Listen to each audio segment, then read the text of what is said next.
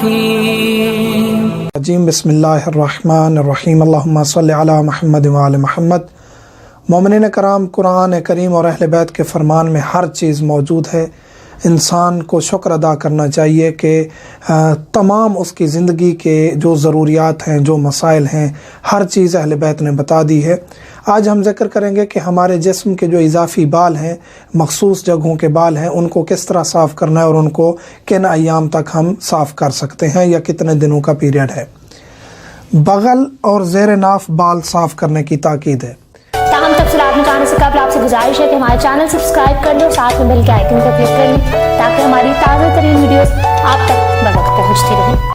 جسم کے جن بالوں کی تاکید کی گئی ہے کہ ان کو صاف کرنا چاہیے وہ ہیں انڈر آرمز کے بال یعنی بغلوں کے بال، اور زیر ناف یعنی ناف کے نیچے شرمگاہ کے اوپر والے جو ابھرا ہوا حصہ ہے وہ بال صاف کرنے کی تاکید کی گئی ہے۔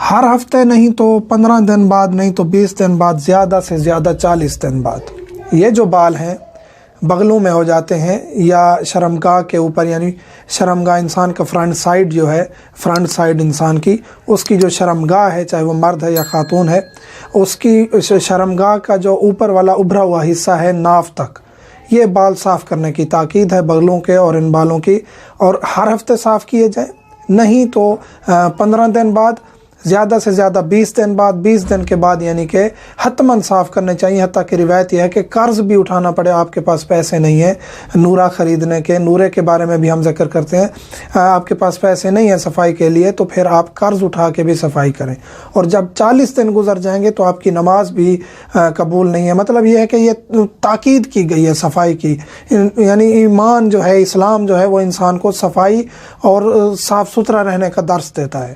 تو 40 دن کے بعد بہت مذمت کی گئی ہے کہ اگر 40 دن گزر جاتے ہیں۔ تمام جسم کے بال صاف کر سکتے ہیں، یہ سوال کیا جاتا ہے، خصوصاً مرد حضرات جو ہیں سوال کرتے ہیں کہ ہم جسم کے باقی حصوں کے بال صاف کر سکتے ہیں۔ جی بالکل کر سکتے ہیں۔ خواتین کے لیے تو بہتر یہی ہے کہ ان 2 جگہوں کے علاوہ باقی تمام جسم کے بال بھی صاف رکھا کریں، کیونکہ مرد جو ہے اس کا شوہر جو خاتون کا، شادی شدہ خاتون کے لیے زیادہ یہ ہے تاکید ہے کہ اس کا شوہر جو ہے وہ اٹریکشن اس کی حاصل کرنے کے لیے، شوہر کے اٹریکشن حاصل کرنے کے لیے جو وہ کام کرے گی وہ اس کا باعث ثواب ہوگا، اس کو اجر ملے گا۔ تو ایسے ہی صاف ستھرا رہنا چاہیے اپنے مرد کو خوش کرنے کے لیے۔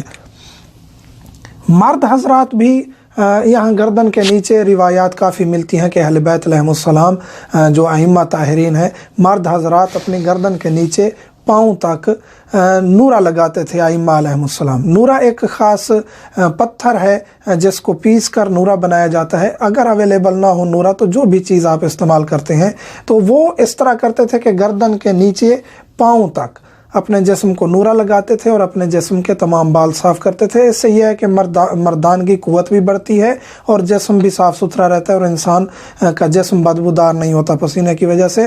انسان کو صاف ستھرا رہنا چاہیے، تاکید ہے بہت زیادہ۔ سیفٹی سے، مشین سے، کریم سے، ان چیزوں سے آپ بال صاف کر سکتے ہیں۔ کھینچنے کی ممانعت ہے کہ بالوں کو کھینچا نہ جائے، اور یہ جو مثلا کہ آج کل خواتین کے لیے خصوصاً یہ ایک سلسلہ آیا ہوا ہے کہ کھینچ کے، وہ کسی پٹی کے ذریعے کھینچ کے، ویکسنگ کہا جاتا ہے جسے، صاف کیے جاتے ہیں۔ اس میں بھی کوئی مشکل نہیں ہے، ایسے بال ایک ایک کر کے کھینچنا، اس کے بارے میں کچھ روایات ملتی ہیں کہ ایسا نہیں کرنا چاہیے، لیکن حرام نہیں ہے۔ ویکسنگ بھی جائز ہے، سیفٹی کے ذریعے بھی، کریم کے ذریعے بھی، مرد حضرات، عورتیں، کوئی مشکل نہیں ہے۔ سوال کیا جاتا ہے خواتین بلیڈ کے ساتھ یا اس طرح یا سیفٹی کے ذریعے اپنے بال صاف کر سکتے ہیں، کوئی مشکل نہیں ہے، کوئی ممانعت نہیں ہے۔ مرد ہوں یا خواتین ویکسنگ بھی کر سکتے ہیں، سیفٹی، کریم، جو چیز بھی ہے۔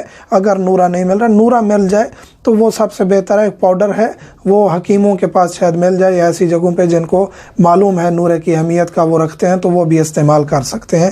مکمل جسم کے بال صاف کیے جا سکتے ہیں۔ اس کے بعد کوئی غسل واجب نہیں ہے۔